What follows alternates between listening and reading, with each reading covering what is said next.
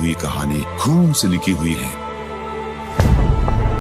Hello नमस्कार, आप सभी का स्वागत है बॉलीग्राज स्टूडियोज में और मैं हूं अनुष्का त्यागी।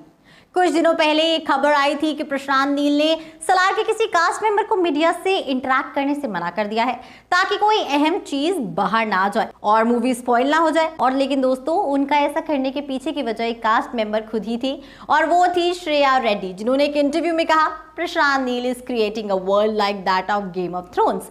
अब दोस्तों, उनकी बात से तो पॉइंट निकल कर आते हैं। अगर Prashanth Neel game of thrones जैसा यूनिवर्स बनाने की कोशिश कर रहे हैं तो सलार का केजीएफ से कोई कनेक्शन नहीं होगा और सलार एक अलग ही मूवी होने वाली है।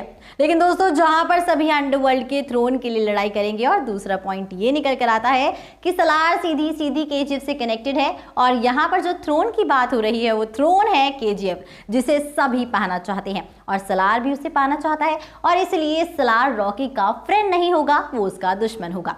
लेकिन दोस्तों, गेम ऑफ थ्रोन्स एक किंगडम पर बेस्ड मूवी थी जहां पर सभी को कांटे वाले थ्रोन पर बैठना था, जिसमें ड्रैगन भी थे और अलग अलग हाउसेस भी थे दोस्तों। लेकिन सलार का टीजर देखकर हमें ऐसा कुछ भी नहीं लगा। हाँ, लेकिन सलार का नाम थोड़ा बहुत इस कॉन्सेप्ट से मिलता जुलता है क्योंकि सलार का मतलब होता है कमांडर इन चीफ। तो पॉसिबल है कि वो अंडरवर्ल्ड के राजा का लेफ्ट हैंड मैन हो जिसे अंडरवर्ल्ड की कुर्सी हासिल करनी है और सलार उसकी मदद कर रहा है। और ड्रैगन्स की जगह हमें यहाँ पर डायनासोर्स देखने को मिलेंगे जो सलार खुद है दोस्तों। या फिर ऐसा भी पॉसिबल हो सकता है कि श्रेया रेड्डी अपने स्टेटमेंट से ऐसा कहना चाह रही हो कि प्रशांत नील एक ऐसा यूनिवर्स क्रिएट कर रहे हैं जो गेम ऑफ थ्रोन्स के यूनिवर्स की तरह होगा।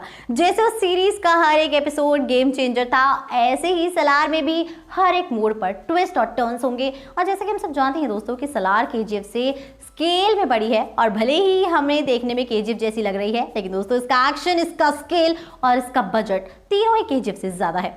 अब हमने केजीएफ का नाम ले ही लिया है दोस्तों, तो यहाँ पर दो तरह के रिएक्शन सामने आ रहे हैं। कुछ लोग एक्साइटेड हैं देखने के लिए कि किस तरह से केजीएफ और सलार एक दूसरे से कनेक्टेड है, तो कुछ लोगों का ये भी कहना है कि केजीएफ की स्टोरी को एक खामखा स्क्रैच किया जा रहा है दोस्तों।